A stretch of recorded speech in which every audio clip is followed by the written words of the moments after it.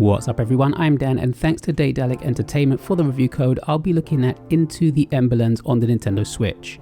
At first glance, Into the Emberlands might seem like another whimsical point-and-click adventure, but what lies beneath its tranquil surface is a game filled with charm, subtle depth, and an addictive gameplay loop built around exploration, risk, and rebuilding.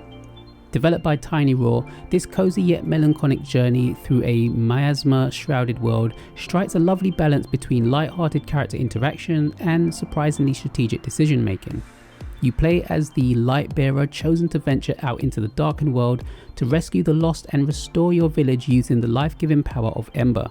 Your lantern fueled by this ember is your lifeline. As long as it burns you can explore, but let it die and you're lost to the miasma, an eerie fog that has swallowed the world and everyone in it.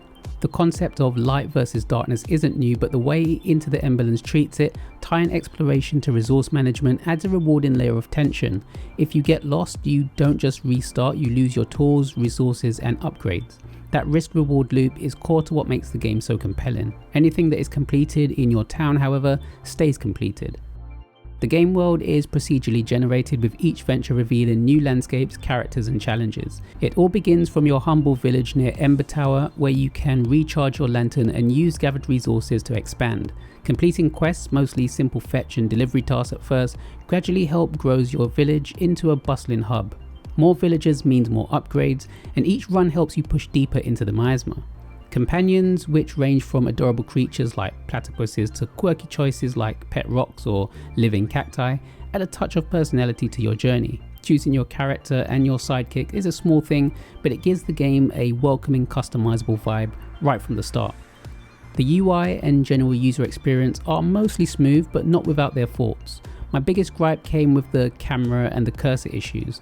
Flexible camera system is great in theory, allowing you to enjoy different angles and scenic perspectives, but it sometimes leads to your cursor drifting out of view, especially frustrating in a game that relies on clicking precise objects. Recentering your cursor or even just finding it again can occasionally take you out of the experience, and frustration did set in from time to time.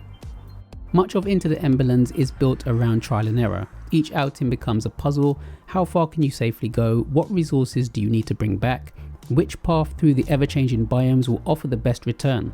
There's no hand-holding here, but the game trusts you to figure out things on your own, and it's all the more satisfying when you do.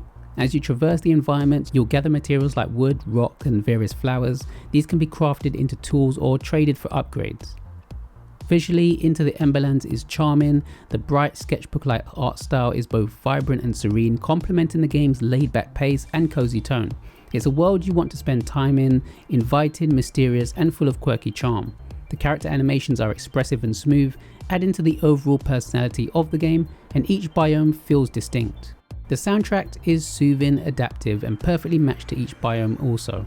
It transitions gracefully as you move through different areas, subtly fading in and out to reflect changes in the environment and tone. While Into the Emberlands presents itself as a cozy adventure, don't be fooled into thinking it's mindless. Beneath the relaxing tone is a surprisingly strategic core. You need to manage resources, plan routes and make tough choices about when to return and when to push deeper. And every failure, every time your lantern fades, is a hard but fair lesson that nudges you toward better decision making. The game's early fetch quests might not excite everyone, but they serve as a soft introduction to deeper mechanics. It's once you're past that initial phase and fully immersed in the explore, upgrade, return loop that the game reveals its full potential. Into the Emberlands is an inviting and thoughtfully designed adventure that rewards patience, planning and curiosity. With its tranquil aesthetic, quirky cast and smart progression systems, it offers a cozy yet engaging experience that's hard to put down.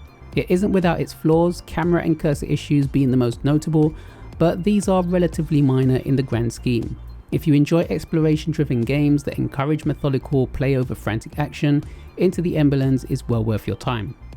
Into the Emberlands is out now on the Nintendo eShop, priced at $5.49 in the UK and $6.59 in the US. Have you played this one yet, and what do you think about it? Let me know your thoughts in the comments below. Hope you enjoyed the review. Thanks as always for watching, and until next time.